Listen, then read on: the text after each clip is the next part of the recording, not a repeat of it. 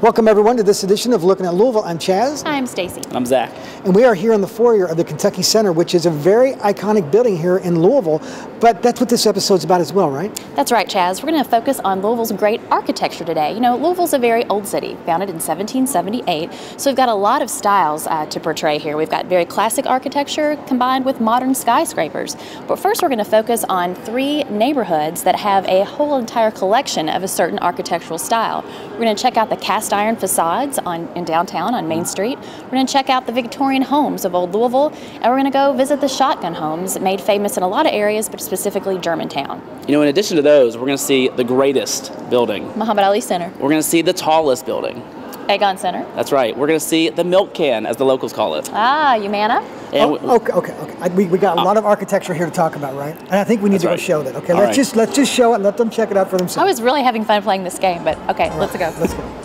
We are here on Main Street in downtown Louisville, which is on the U.S. National Historic Register for its collection of cast iron facade architecture. Now, this architecture started in the late 1800s during the Industrial Revolution, when cast iron was cheaper than masonry, and it was before, of course, modern steel.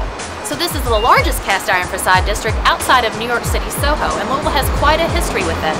It was the foundries in Louisville, such as Sneed Manufacturing, that would take the cast iron prefabs, ship them off to places like New York and New Orleans, where they could be easily reassembled. Now, to prove to you that this isn't just masonry or something else, I've got a magnet. We're going to stick it to one of these facades. So let's go check out some other buildings and do this up and down the street.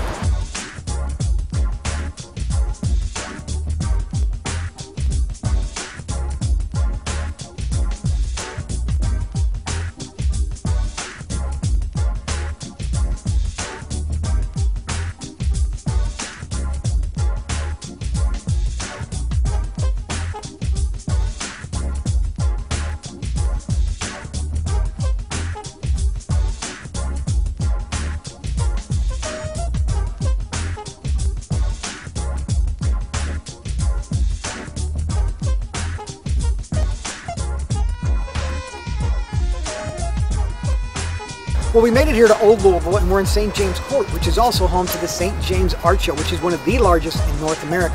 Now, we're also in the largest preservation district of Victorian homes in the United States, and third largest overall.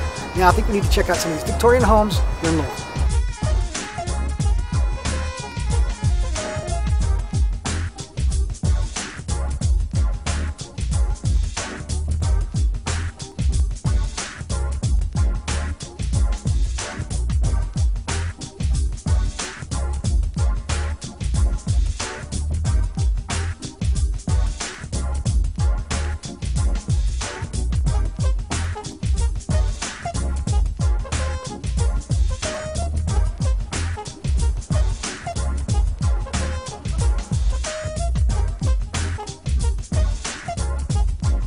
All right, I've left my co-host behind, and I'm standing here in Germantown.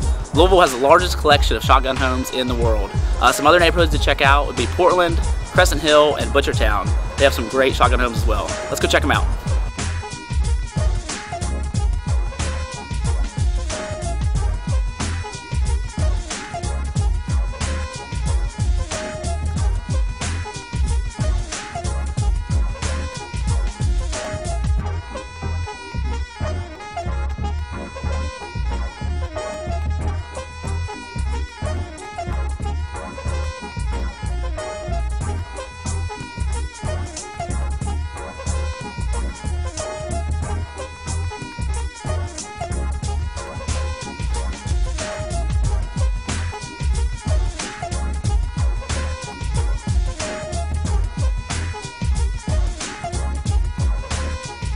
Well, what an iconic way to end the day by coming to an iconic building which has an iconic restaurant, and that is the Kayden Tower. And a lot of people look at it and say, oh, that's the Lacey building in Louisville, but it was actually designed to look like a Chinese lantern.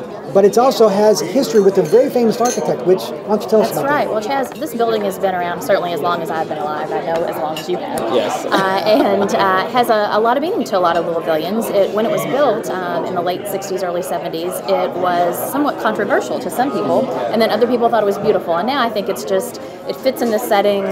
Turn left at the Lacey building. Right, and it was a Frank Lloyd Wright inspired building. Some people get that confused. I actually have his photograph in the lobby here.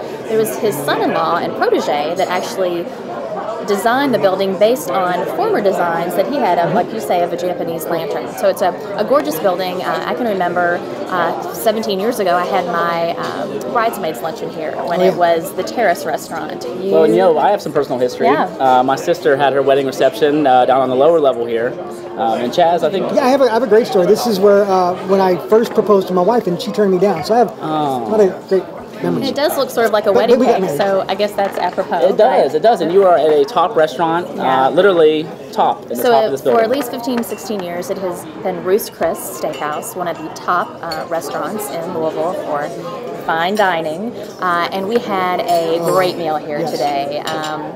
We served everything family style, but we started with a crabtini and calamari, and then we served family style meals. So we had a roasted salmon, a mixed grill with meat, chicken, and a jumbo lump crab cake, and then we had a filet with a shrimp medallion on it.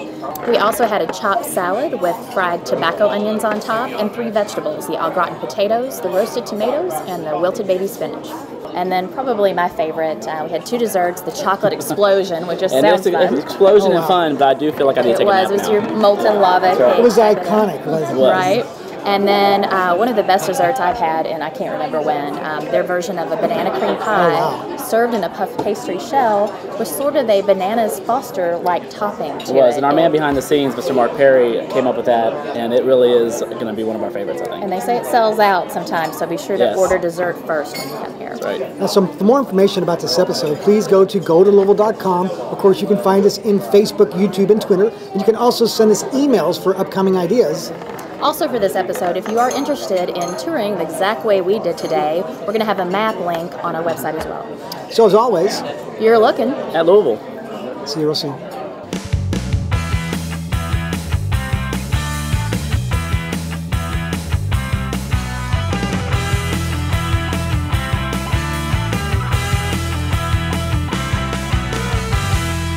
There we go. Okay, here we go. 3. Don't start this. Okay, all right. Tim, see you next. Okay, here we go. So I started by you, and now I'm going to go to... Stop and let's start it again.